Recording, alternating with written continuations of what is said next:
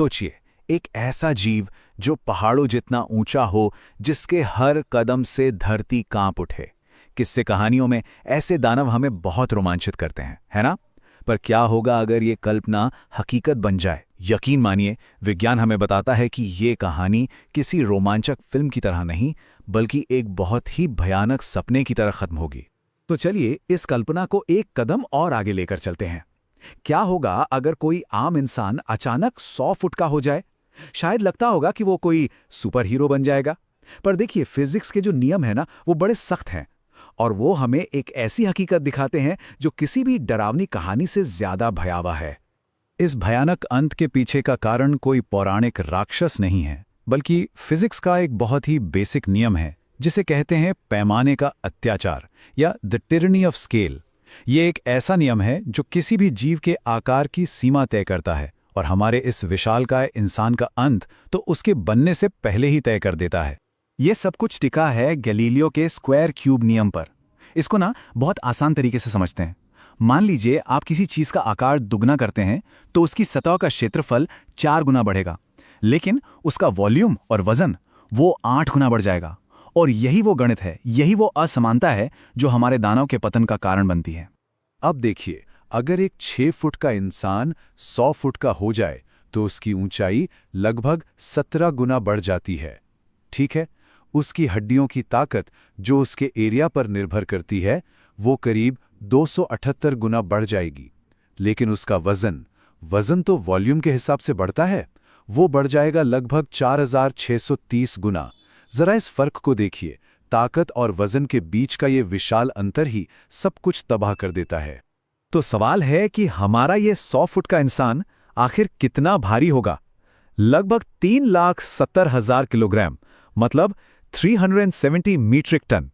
आपको अंदाजा देने के लिए बताऊं, ये 50 हाथियों के कुल वजन के बराबर है। और सोचिए, ये सारा का सारा वजन सिर्फ 2 पैरों पर टिका होगा, जो इस बोझ के लिए कभी बने ही नहीं थे।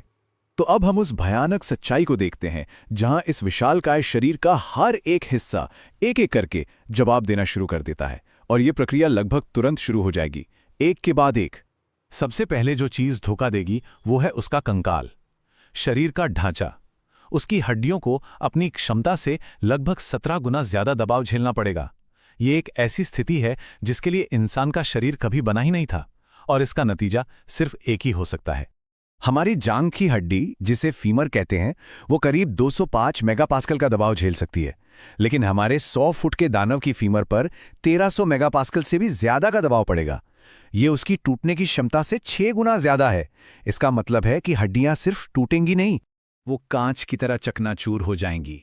जैसे ही वो विशालकाय इंसान खड़ा होने की कोशिश करेगा, वो अपने ही वजन के नीचे एक रेत के महल की तरह ढह जाएगा, पलक झपकते ही। चलिए मान लेते हैं कि किसी चमत्कार से हड्डियां बच भी गईं, तो अगली चुनौती होगी दिल के सामने। 100 फुट की ऊंचाई तक गुरुत्वाकर्षण के खिलाफ खून पहुंचाना ये लगभग नामुमकिन काम है। एक जिराफ को, जो हमसे काफी लंबा होता है, अपने दिमाग तक खून पहुंचाने के लिए हमसे 2 गुना ब्लड प्रेशर चाहिए होता है। तो हमारे 10 फुट के दानव को उसे 870 mmHg से भी ज्यादा ब्लड प्रेशर की जरूरत होगी। इतना ज्यादा प्रेशर मतलब तुरंत दिल का दौरा, नसें फट जाएंगी और पैरों में भयानक सूजन आ जाएगी। और मुसीबतें यहीं खत्म नहीं होती हैं। एक और जानलेवा समस्या है जो अंदर ही अंदर पक रही है, और वो है गर्मी। दानव का शरीर अपनी ही मेटाबॉलिक हीट यानी अपनी ही गर्मी का कैदी बन जाएगा। वही स्क्वायर क्यूब का नियम यहां भी काम करता है। देखिए, शरीर में गर्मी पैदा होती है वॉल्यूम के हिसाब से, जो 4630 गुना बढ़ चुका है, लेकिन गर्मी बाहर निकलती है त्वचा की सतह से, जो सिर्फ 278 गुना बढ़ी है। इसका सीधा सा मतलब है कि शरीर जितनी गर्मी पैदा करेगा, उतनी तेजी से उसे बाहर नहीं निकाल पाएगा। शरीर एक भट्टी बन जाएगा जो अंदर से ही पकना शुरू कर देगा। अच्छा, मान लीजिए कि हमारा दानव इन सभी शुरुआती मुश्किलों से किसी तरह बच भी गया, तो क्या वो जी पाएगा? जवाब है बिल्कुल नहीं। जानलेवा समस्याओं की एक पूरी लिस्ट है जो उसके लिए जीना नामुमकिन कर देगी। उसे जिंदा रहने के लिए हर दिन 14 लाख कैलोरी चाहिए होंगी। उसके दिमाग से पैर तक एक सिग्नल पहुंचने में पूरा 1 सेकंड लगेगा, जिससे चलना फिरना लगभग नामुमकिन हो जाएगा। उसके फेफड़े इतने बड़े शरीर को ऑक्सीजन दे ही नहीं पाएंगे। और अगर वो गिर गया, 100 फुट की ऊंचाई से गिरना 5 मंजिला इमारत से गिरने जैसा होगा। जमीन से टकराते ही उसका शरीर पूरी तरह नष्ट हो जाएगा। तो यहाँ एक बहुत बड़ा सवाल उठता है, अगर एक विशालकाय इंसान नामुमकिन है, तो फिर सौरोपोड जैसे विशाल डायनासोर कैसे मौजूद थे? प्रकृति ने इस समस्या का समाधान आखिर किया कैसे? इसका जवाब छिपा है उनकी शारीरिक बनावट में। सौरोपॉड 4 पैरों पर चलते थे, जिससे वजन बराबर बंट जाता था। उनकी रीढ़ की हड्डी एक सस्पेंशन ब्रिज की तरह काम करती थी, न कि एक सीधी खड़ी बिल्डिंग की तरह। और सबसे जरूरी, उनकी हड्डियां वजन कम करने के लिए अंदर से खोखली थीं। इसके बिल्कुल उलट इंसान की 2 पैरों वाली सीधी बनावट इतने बड़े आकार के लिए बनी ही नहीं है। तो कुल मिलाकर बात यह है कि ये एक टोटल सिस्टमिक फेलियर है। कंकाल, दिल, तापमान कंट्रोल, नर्वस सिस्टम, इंसान के शरीर का कोई भी हिस्सा इतने बड़े पैमाने पर काम कर ही नहीं सकता।